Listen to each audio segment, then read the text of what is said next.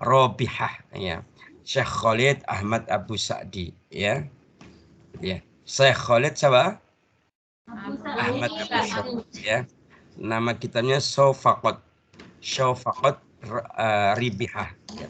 Nah, tadi kisah tentang siapa? Ubaid. Ada seorang yang orang yang ahli ibadah, namanya siapa? Ubaid. Jadi dikisahkan begini. Ada seorang wanita cantik di Mekah yang sudah bersuami. Ada wanita cantik di Mekah, tapi dia sudah bersuami. Nah, suatu hari dia melihat bayangan. Kenapa? Melihat bayangan. Ya, suatu kali ia melihat bayangan wajahnya di cermin. Dan ketika melihat kecantikan wajahnya itu, ia terkagum-kagum. Kemudian ia berkata kepada suaminya. Berkatalah dia kepada suaminya. Dia berkata begini, ya suamiku, mungkinkah ada seorang yang melihat wajah ini dan tidak terpesona? Gitu ya. Kemudian suaminya, ya ada, gitu ya. Gitu ya. Jadi wanita ini begitu membanggakan kecantikannya sampai bertanya kepada suaminya, mungkinkah ada seorang yang melihat wajah ini dan tidak terpesona? Gitu ya. Maka suaminya menjawab, iya ada. Gitu. Kemudian wanita cantik ini kemudian bertanya, ya man, gitu ya. Man, siapa dia? Gitu kan ya. Maka kemudian suaminya menjawab, dia adalah Ubaid bin Umair. Siapa namanya? Ubaid bin Umair. Ya. Kemudian wanita ini kemudian mengatakan begini, baik suamiku, kalau begitu izinkan aku untuk menggodanya. Ya. Akhirnya dia minta izin kepada siapa? Suaminya. Izinkan aku untuk apa? Menggodanya, gitu ya.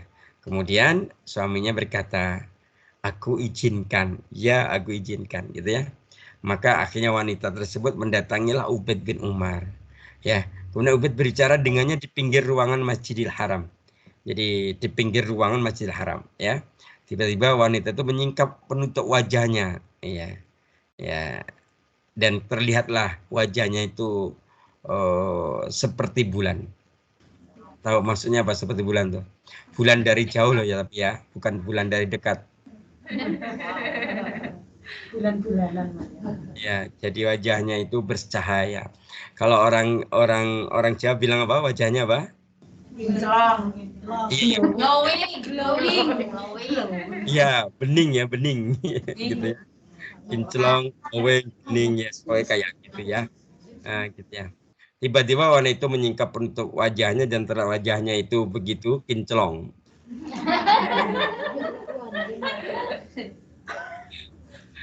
Maka Ubaid pun berkata kepadanya, Ubaid bin Umair kemudian berkata kepada wanita, hai wanita, wahai hamba Allah, takutlah kepada Allah, gitu ya. Kemudian wanita itu berkata, sungguh aku telah tergoda denganmu, gitu ya, wanita itu. Untuk itu lihatlah keadaanku ini, gitu ya. Kemudian Ubaid berkata, ya, aku akan menanyakan sesuatu kepadamu, gitu ya. Aku akan menanyakan sesuatu kepadamu. Jika engkau menjawab dengan jujur, gitu ya, aku akan menanyakan sesuatu kepadamu. Jika engkau menjawabnya dengan jujur, gitu ya, maka, gitu ya, aku akan pertimbangkan keadaanmu, gitu ya. Jika engkau menjawabnya dengan jujur, maka aku akan mempertimbangkan keadaanmu. Kemudian wanita itu berkata, aku apapun yang engkau tanyakan kepadaku, aku akan jawab dengan jujur, gitu ya. Maka Ubaid mulai bertanya. Pertanyaan pertama begini, beritahukan kepadaku, seandainya malaikat mendatangimu untuk mencabut nyawamu, sukakah engkau bila aku memenuhi keinginanmu ini? Maka wanita menjawab dengan jujur, lah. Kemudian Ubaid bertanya lagi, pertanyaan yang kedua. Engkau telah berkata jujur. Nah, berikutnya, seandainya engkau telah dimasukkan ke dalam kubur, kemudian didudukkan untuk ditanyai, sukakah engkau bila aku memenuhi keinginanmu ini? Maka wanita menjawab, lah. Gitu ya. Maksud memenuhi keinginanmu berarti apa? Berbuat ya, berbuat zina, gitu ya. Maka kemudian Ubaid berkata, engkau telah berkata jujur. Kemudian Ubaid bertanya pertanyaan yang keberapa? 3. Ya, 3. ya. Seandainya manusia diberi catatan amal-amal mereka dan engkau tidak tahu akan menerima catatan dengan tangan kanan atau tangan kiri, sukakah engkau bila aku memenuhi keinginanmu ini? Gitu ya. Kemudian wanita menjawab, lah, gitu ya. Kemudian Ubaid berkata, engkau telah berkata jujur, gitu ya. Kemudian Ubaid bertanya pertanyaan yang keberapa? 4. Seandainya didatangkan timbangan-timbangan amal dan engkau tidak tahu akan mengambil beban amalmu dengan tangan kanan atau tangan kiri, sukakah engkau bila aku memenuhi keinginanmu ini? Gitu ya. Maka wanita ini menjawab dengan jelas, lah, gitu ya.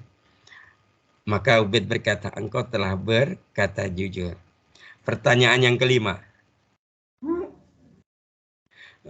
Jadi wanita itu ngajak zina, tapi disuruh menjawab, dites dulu. Suruh ngerjain modul 5 dulu, modul 8. Gitu ya. Maka pertanyaan yang kelima, seandainya engkau berdiri di hadapan Allah untuk ditanyain, untuk diintegrasi, sukakah engkau bila aku memenuhi keinginanmu ini? Wanita menjawab, lah. Engkau berkata jujur, kata Ubaid.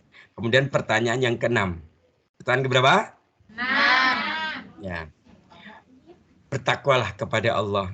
Nah, wahai wanita, hamba Allah. Sungguh dia telah memberimu anugerah besar dan mempercantik dirimu. Gitu ya. Akhirnya dia menjawab, iya, baiklah kalau gitu. Gitu ya. Maka kemudian wanita ini kembali kepada suaminya dan langsung menyambut dirinya dengan pertanyaan gitu ya. Jadi ketika dia datang nyampe ke rumah, suaminya nanya, bagaimana hasilnya? Gitu. Engkau berhasil nggak menggoda Ubaid bin Umair gitu kan? Maka istrinya menjawab, engkau suka berbuat batil dan aku juga suka berbuat batil, katanya. Jadi gitu ya. Maka sejak saat itu wanita tersebut selalu mengerjakan sholat, selalu berpuasa dan terus beribadah. Sampai-sampai suaminya itu bingung. Sebenarnya kesalahannya apa ya yang telah aku berbuat kepada Ubaid sehingga ia telah merusak pribadi istriku. Istriku itu suka berdandan, suka menor, suka jalan-jalan gitu ya. Sekarang kok sukanya ibadah ya, begitu. Dulu setiap malam ia laksana pengantin baru, tetapi sekarang Ubaid telah mengubahnya menjadi seorang ahli ibadah. Gitu ya. Gitu ya. Jadi ini yang disebut dengan contoh kisah tentang istiqomah. Keistiqomahan dari siapa? Ubaid. Ubaid. Ya. Keistiqomahan siapa? Ubaid bin Umair. Ubaid bin Umair, gitu ya.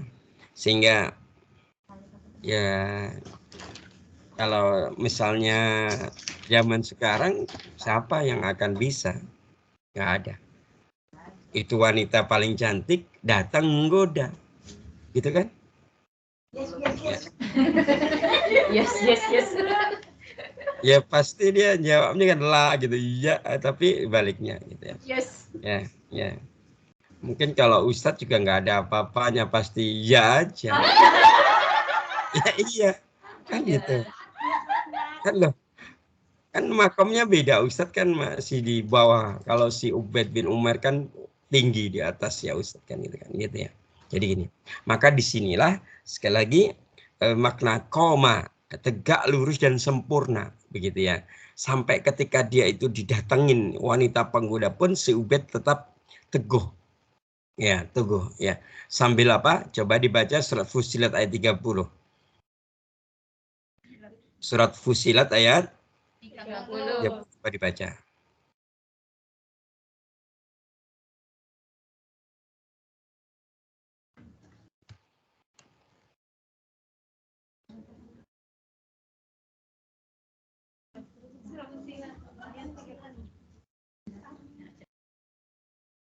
Sudah ketemu?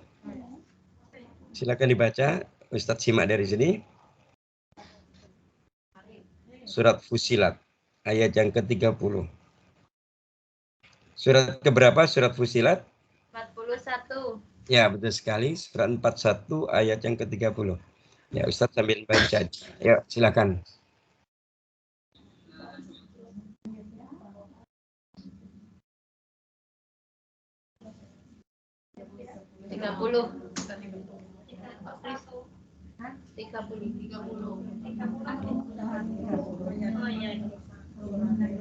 Oh ya sudah.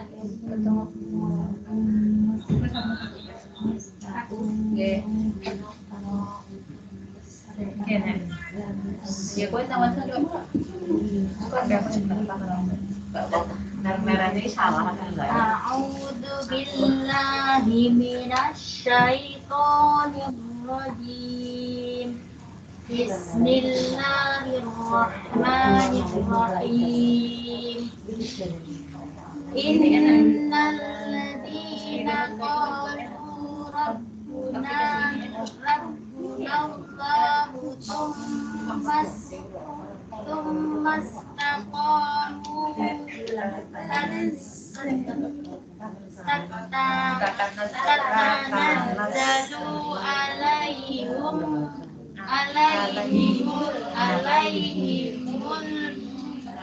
malaikatu Allah takhafu wa la tahzanu wa abshiru bil jannati allati kuntum tu'adun.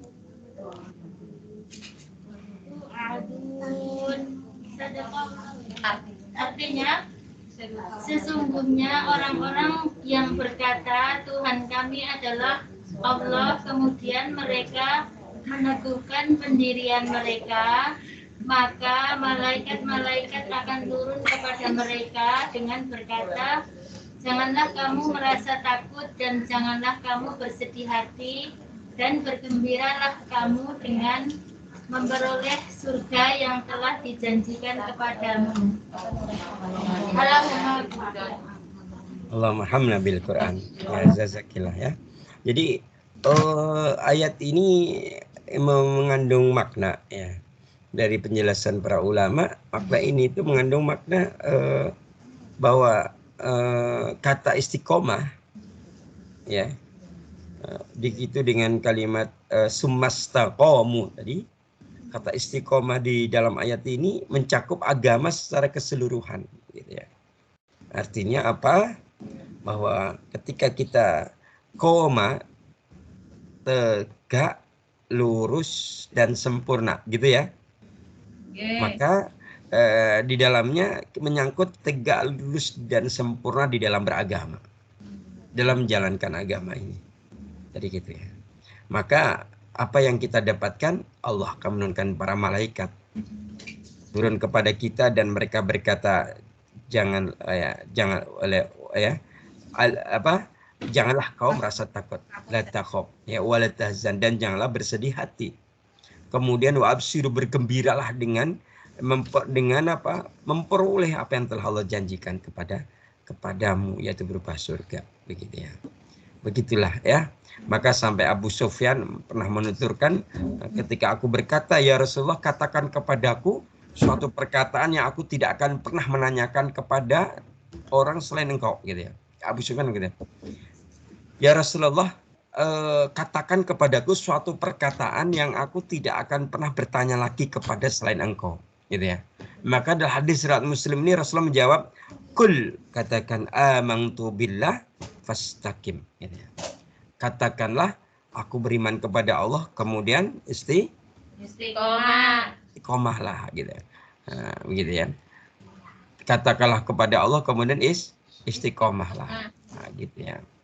Maka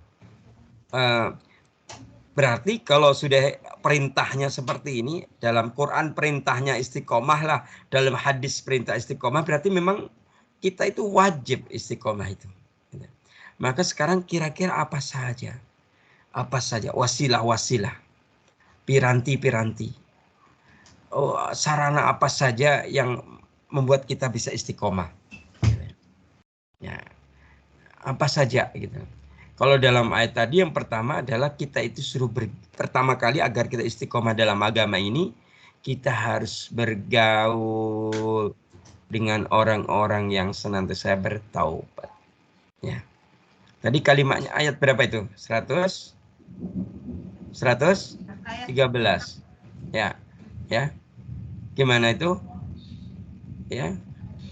Jadi mohon maaf, bukan ayat 112-nya, ya. Wa man taba mangaka. Apa itu? Dan orang yang telah bertobat beserta kamu.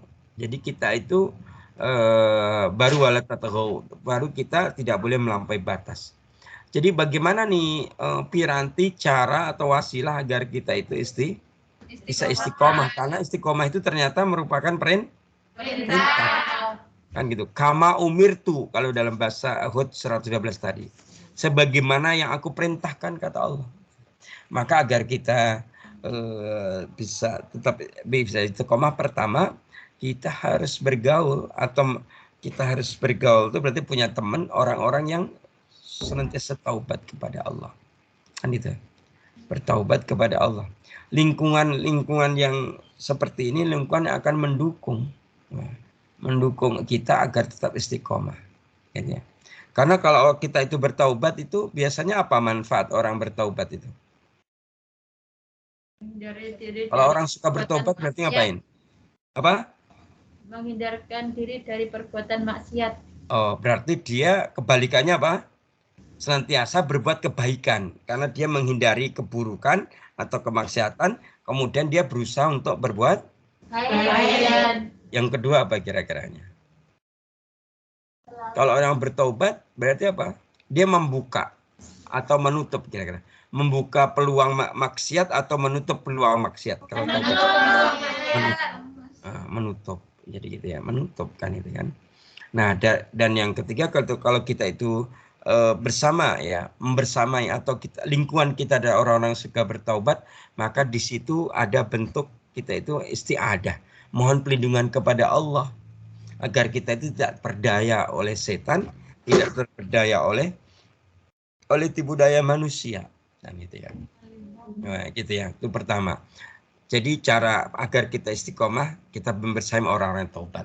Nah, sekarang kita tengok di antara teman-teman kita di sini, baik yang online maupun yang di Cahayaku, kira-kira kita itu di antara kita itu menjadi ahli taubat atau tidak. Gitu ya.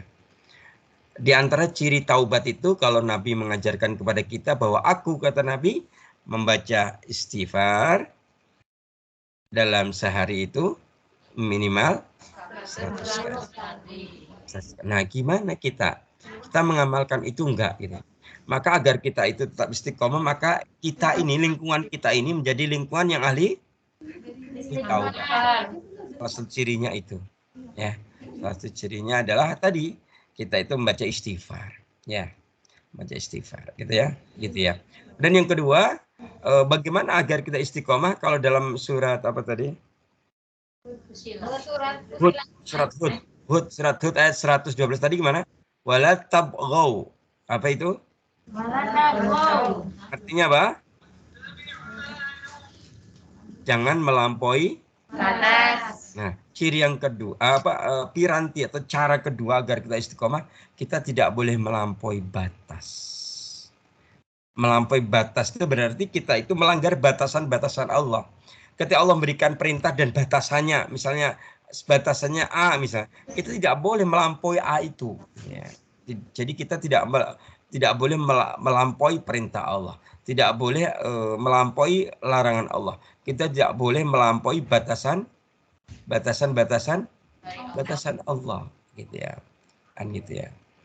Jadi kalau misalnya ada sebuah hadis ya, hadis ini levelnya hasan li ghairihi ya. Hadis ini riwayat Baihaqi ya. Jadi Rasulullah bersabda inna hadzal dina matin gitu ya. Apa artinya itu? Sesungguhnya agama itu matinun apa?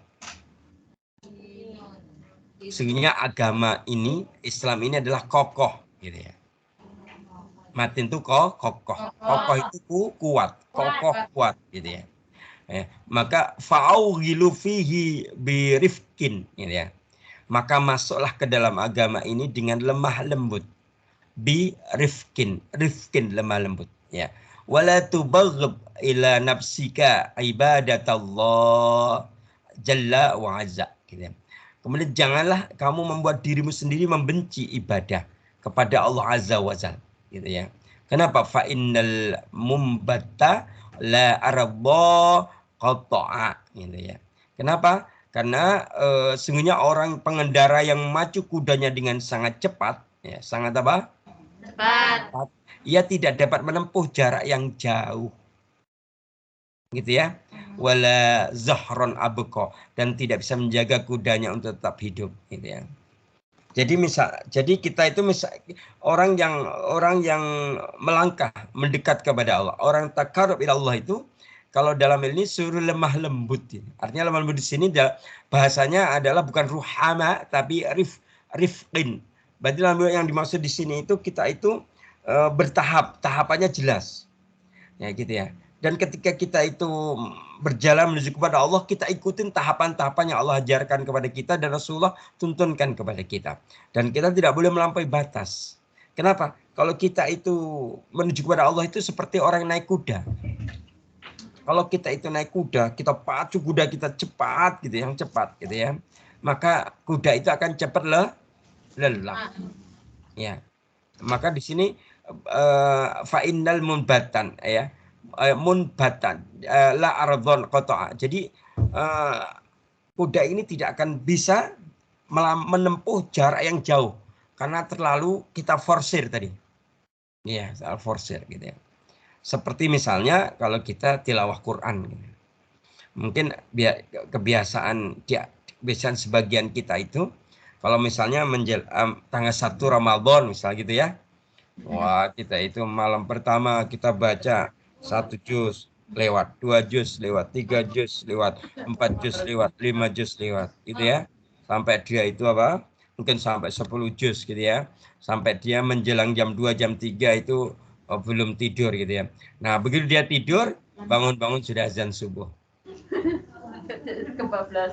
Ya, dia kehilangan fadilah makan sahur misalnya gitu ya. Gitu ya. Kemudian besoknya dari 5 juz atau 10 juz, malam kedua tinggal 1 juz. Malam ketiga tinggal setengah juz. Sampai ketika sudah 10 hari yang terakhir, sudah euforia, sudah belanja ke sana kemari, tak baca Quran sama sekali. Gitu ya. Itulah kalau kita itu memacu kuda sangat cepat, ya, maka kuda itu tidak bisa menempuh jarak yang jauh. Yang gitu ya. Sehingga kita nggak bisa menjaga kuda itu. Yang ada kuda itu bakal mati. Gitu ya. Nah, jadi seperti itu ya. Jadi itu yang kedua. Jadi kita ini sebenarnya semacam permisalannya, analogi agar kita itu tidak melampaui batas. Jadi ini yang kedua ya, kedua. Bagaimana agar kita itu tetap menjadi istiqomah? Pertama tadi kita bergaul berteman dengan orang ahli taubat. Yang kedua adalah kita tidak boleh melampaui batas. Kemudian yang ketiga disebut dengan konsep apa itu? Adanya namanya apa ya? Al-ma'iyatullah. Ada yang tahu al-ma'iyatullah? Ada yang tahu? Al-ma'iyatullah. Apa artinya? Agar kita istiqomah kita harus al-ma'iyatullah. Al-ma'iyatullah itu merasa dibersamai oleh Allah. Di sana ada muraqabah, ada pengawasan dari Allah, gitu ya.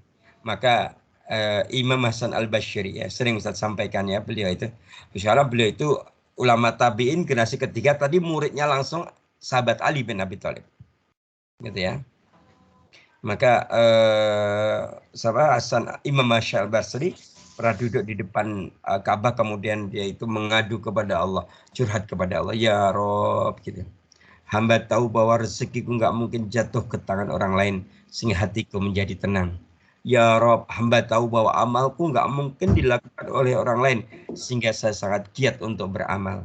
Ya Rob, hamba tahu bahwa Engkau maha melihatku. Ini. Maka aku sangat malu jika Engkau melihatku, aku sedang berbuat maksiat kepadamu, ya Allah. Begitu. Aku sangat malu, ya Allah, jika Engkau melihatku, aku sedang berbuat dosa dan kemaksiatan kepadamu. Begitu. Kalau kesah beliau, gitu ya. Maka cara yang ketiga agar istiqomah itu merasa selalu namanya muraqabah, merasa selalu diawasi oleh Allah. Dari muraqabah inilah kemudian melahirkan konsep apa? Al-ihsan. Konsep apa? Al-ihsan. Apa al-ihsan itu artinya? Baik. Ihsan Apa ihsan itu? Ihsan dirahmati. Apa al-ihsan? Melahirkan kebaikan. Ini terkait dengan muraqabah, terkait dengan kita menyadari bahwa Allah melihat kita, selalu mengawasi kita. Ada konsep ihsan, kan dalam agama itu ada iman, Islam, ada ihsan, gitu ya. Ihsan itu orang yang mengamalkan kebaikan, Ustaz.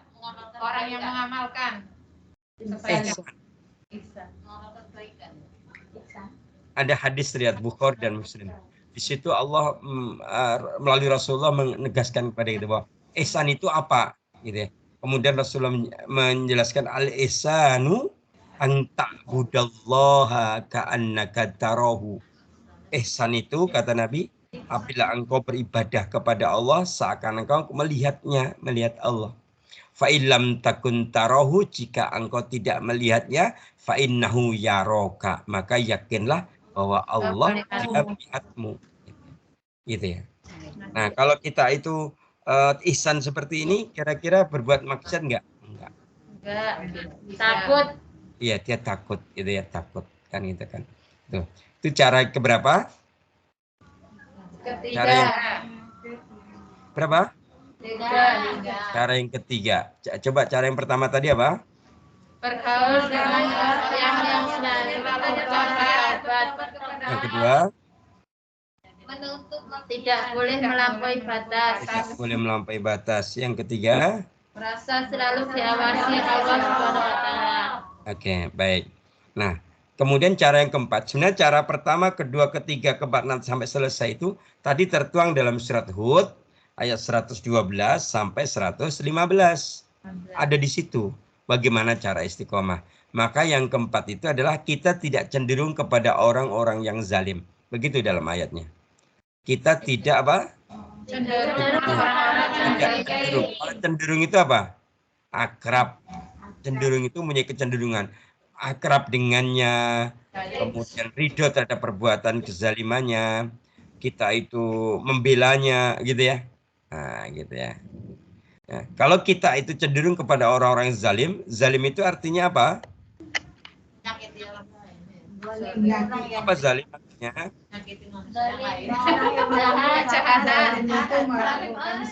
Iya. Ya. Zalim itu orang yang iya, bahasanya itu orang yang menganiaya. Kalau zalim kepada dirinya, dia yang menganiaya dirinya sendiri. Orang zalim yang menganiaya diri sendiri itu ketika dia itu berjalan tapi menjauhi Allah. Dia berbuat tapi berbuat dengan sunnahnya sunnah setan, bukan sunnahnya Rasulullah, gitu ya. Nah, kemudian ada juga dia zalim kepada orang lain, menyakiti orang lain, berkhianat kepada orang lain dan seterusnya. Jadi kita itu tidak boleh mempunyai kecenderungan kepada orang zalim ini. Nah, kemudian kita nggak boleh ridho kepada kezaliman mereka. Gitu ya. Kalau kita itu akrab dengan mereka, ridho terhadap perbuatan kezaliman mereka, maka kita secara tidak sadar, tidak kita akan pasti terpengaruh dengan sifat-sifat buruk mereka. Sehingga apa? Sehingga suatu saat mungkin kadang kita akan berbuat kezaliman sebagaimana mereka lakukan. Nah, ya, gitu. Maka kalau ada yang berbuat kezaliman, baik dari kalangan sahabat kita orang lain, ya sebaiknya kita kita kita itu memberikan nasihat bil ma'ruf, ya. Kita memberikan nasihat dengan kebaikan. Nah, gitu ya. Sehingga kita bisa nahyu anil munkar, bisa mencegah mereka, ya. Mencegah mereka, gitu ya. Nah, kemudian baru yang keempat di dalam surat apa tadi, Hud 112 sampai 115 tadi adalah biar kita istiqomah. Bagaimana caranya? Kita harus menyadari bahwa sesungguhnya penolong itu hanyalah Allah. Jadi yang mampu memberikan pertolongan itu adalah hanya Allah Subhanahu wa taala. Allah, gitu ya. Yang mampu memberikan pertolongan itu hanya siapa? Allah Subhanahu wa taala. Ya, yang mampu memberikan pertolongan hanya Allah saja, gitu ya. Maka kemudian kita harus berusaha bagaimana kita mendekat kepada Sang Penolong kita, yaitu Allah Subhanahu wa taala. Kemudian yang keenam, kalau dalam ayat tadi, cara kita istiqomah itu kita musola, musola. Ya, artinya apa? Aqimis sholah, iqamus sholah. Ya, ini ternyata beda. Jadi mendirikan sholat sama mengerjakan sholat itu beda.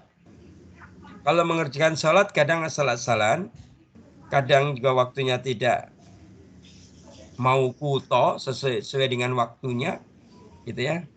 Ya pokoknya dia itu asal menggugurkan apa? Kewajiban. Tapi kalau aqimis sholah, kita mendirikan sholat, kita menegakkan sholat, maka pertama kita menunaikan sholat, berusaha menunaikan sholat dengan benar-benar mencontoh dari Rasulullah. Ya, kita sholat berusaha mencontoh bagaimana Rasulullah sholat. Bahasa hadisnya gimana?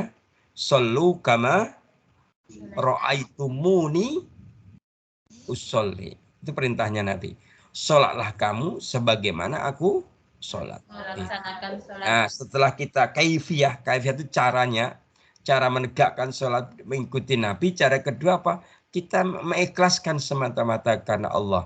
Biar kita khusyuk, kita optimalkan kualitas sholat kita dengan sebaik-baiknya. Sehingga sholat kita itu memberikan pengaruh-pengaruh positif. Ya. Sehingga pengaruh positif dari sholat ini bisa membangun sikap istiqomah dalam apa? Diri kita. Bisa membangun apa? Sikap apa? Istiqomah. Diri kita, ya. Nah, kemudian yang ketujuh masih dalam ayat, berarti ini ayat yang 114, kita suruh bagaimana agar kita itu istiqomah, kita suruh mengiringi keburukan dengan kebaikan. Mengiringi keburukan dengan kebaikan, gitu ya. Kenapa? Karena kebaikan itu akan menutup keburukan. Ayatnya. Kalau hadisnya ada nggak? Ada hadisnya, ya. Gimana hadisnya? Ittaqillaha haitsuma kunta. Jadi Rasulullah menepuk bahunya Abu Dzar Al-Ghifari, kemudian berikan nasihat, ya Abu Dzar, ittaqillaha haitsuma kunta. Wahai Abu Dzar, bertakwalah engkau dimanapun engkau berada. Ittaqillaha haitsuma kunta wa'adbingi sayyata hasanata tamhuha, dan iringilah perbuatan burukmu dengan perbuatan baik. Tamhuha, karena perbuatan baik itu akan menutup perbuatan yang buruk. Wa khaliqin nas, dan berakhlaklah kepada manusia bi khuluqin hasanin, dengan akhlak yang baik. Itu cara yang ketujuh, ya. Nah, coba diulangi. Cara pertama gimana? Bergaul dengan orang-orang yang suka bertobat kepada Allah. Yang kedua, tidak boleh melampaui batas. Yang ketiga, Rasa selalu bersama Allah. Yang keempat, tidak cenderung dengan orang-orang yang zalim. Yang kelima, menyadari bahwa penolong itu hanya Allah Subhanahu wa taala. Yang keenam, iqamah sholat, mendirikan sholat. Jangan sholat. Ya, yang ketujuh. Mengiringi keburukan dengan kebaikan. Nah, yang kedelapan adalah kita itu agar kita istiqomah itu di antara kita, ya nggak boleh sungkan-sungkan untuk saling berikan peringatan. Ya kita saling peringatan itu kan nasihat yang tegas, gitu ya. Jadi peringatan itu nasihat tapi tegas. Gitu ya. Misalnya kamu jangan begitu, itu nanti mendatangkan murkanya Allah. Ini dalilnya, misal gitu. Itu peringatan. Nah, gitu ya. Saling berikan peringatan di antara kita biar apa? Biar kita istiqomah. Nah, gitu ya. Dan yang terakhir, kira-kira apa dalam ayat itu yang terakhir? Di akhir ayat dalam 115 adalah kita juru bersabar. Sudah apa? Bersabar. Ya, bersabar di dalam menerima semua ketetapan Allah, bersabar dalam beribadah, maka itu akan menjadikan kita menjadi orang yang tetap istiqomah. Begitu ya. Nah, gitu ya. Nah, gitu ya, hadirin yang dimuliakan Allah. Dan yang terakhir sebelum kita sebelum kita akhiri, maka Ustadzku ingin kisah lagi ya. Kisah tapi tentang Nabi Isa alaihissalam. Nabi Isa alaihissalam bertemu dengan ahli ibadah atau abid ya. Nanti ini Ustadz kutip dari kitabnya Habib Ahmad bin Husain As-Sigab ya, dalam kitab Al-Hikamnya yang ditulis oleh beliau ya. Jadi di sini kisah tentang Nabi Isa bertemu dengan siapa? Ahli ibadah. Ahli ibadah. Nah dari sini nanti ternyata akhirnya kita bisa menyimpulkan perbedaan antara abid itu ahli ibadah, dan orang yang al-muqarrabin, orang dekat dengan Allah. Menurut panjenengan ahli ibadah sama orang dekat dengan Allah tinggi mana derajatnya? Dekat dengan Allah, muqarrabin. Orang abid itu ahli ibadah, al-muqarrabin orang dekat dengan Allah. Kira-kira menurut panjenengan makomnya tinggi yang mana? Al-muqarrabin, benar ya. Jadi kisahnya begini. Jadi Nabi Isa itu berjalan, kemudian bertemu dengan sekelompok ahli ibadah, kemudian ditanya siapa engkau? Ya, siapa kalian? Gitu kan? Kemudian sekelompok orang ahli ibadah itu menjawab, kami adalah hamba-hamba Allah. Kemudian Isa bertanya, untuk apa kalian beribadah kepada Allah yang hebat seperti ini? Gitu ya. Kemudian mereka menjawab, Allah telah menakut-nakuti kami dengan api neraka. Maka kami takut dari api neraka. Maka kami hari ini ibadah, memaksimalkan ibadah, biar kami tidak dimasukkan ke dalam api neraka. Maka Nabi Isa mengatakan, pasti Allah akan mengamankan kalian dari apa yang kalian takuti. Kemudian Nabi Isa melanjutkan perjalanan dan ketemu dengan sekelompok orang yang ahli ibadah lagi. Dan ibadahnya lebih hebat daripada kelompok yang pertama. Kemudian ditanya, saudaraku, kenapa engkau beribadah yang begitu hebat ya, begitu luar biasa, begitu ya. Maka mereka menjawab, kami adalah orang-orang yang cinta kepada Allah. Kami menyembah Allah bukan jadi maaf. Setelah kita tanya, kenapa engkau beribadah sedemikian hebat? Karena kami telah mendengar tentang janjinya Allah, bahwa Allah menyeru kepada hambanya, yad'u ila darissalam. Ya, Allah menyeru masuklah ke dalam Darussalam. Darussalam itu salah satu klaster rumah di surga kan itu. Maka kami beribadah kepada Allah agar kami masuk ke surga. Iya, agar kami bisa masuk ke dalam surga. Gitu. Kemudian Nabi Isa pun melewatinya ya, berpamitan, kemudian berjalan lagi. Ketika berjalan lagi, bertemulah dengan apa? Dengan kelompok yang ketiga yang ibadahnya lebih hebat daripada yang pertama dan kedua. Ketika ditanya, kenapa ibadahmu yang demikian hebat? Jawabannya ini, kami itu beribadah kepada Allah bukan karena takut akan neraka Allah. Kami beribadah kepada Allah bukan karena menginginkan surganya Allah, tapi kami beribadah kepada Allah karena ingin menggapai cintanya Allah, ingin mendapatkan cintanya Allah. Gitu. Maka kemudian Nabi Isa berkata, sungguh aku telah diperintah Allah untuk tinggal bersama dengan kalian. Gitu. Maka di dalam penjelasan ini akhirnya kelompok yang ketiga ini ya, yang ditemui Isa kemudian Nabi Isa kemudian bersama dengan mereka termasuk kategori al-muqarrabin. Sedangkan kelompok pertama dan kedua termasuk abid atau ahli ibadah. Seperti itu ya. Nah, gitu. Jadi begitu hadirnya dimuliakan Allah, sudah 1 jam 3 menit 20 detik.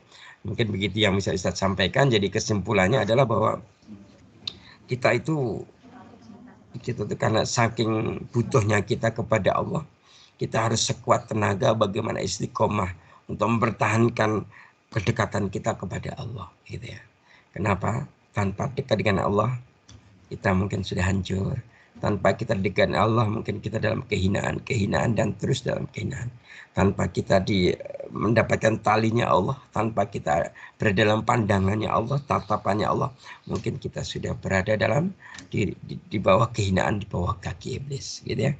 Wallahu ta'ala alam. Semoga Allah menjadikan kita tidak hanya abid, tapi menjadikan kita semua al-muqarrabin. Amin. Allahumma amin. Amin ya Allah ya rabbal alamin. Demikian yang bisa Ustaz sampaikan. Semoga ada manfaatnya.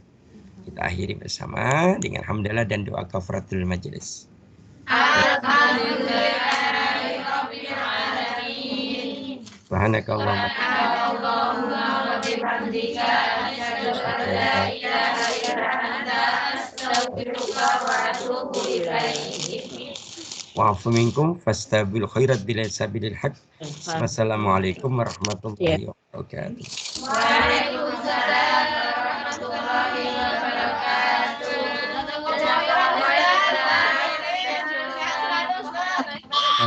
Amin. Atas hilang Misan.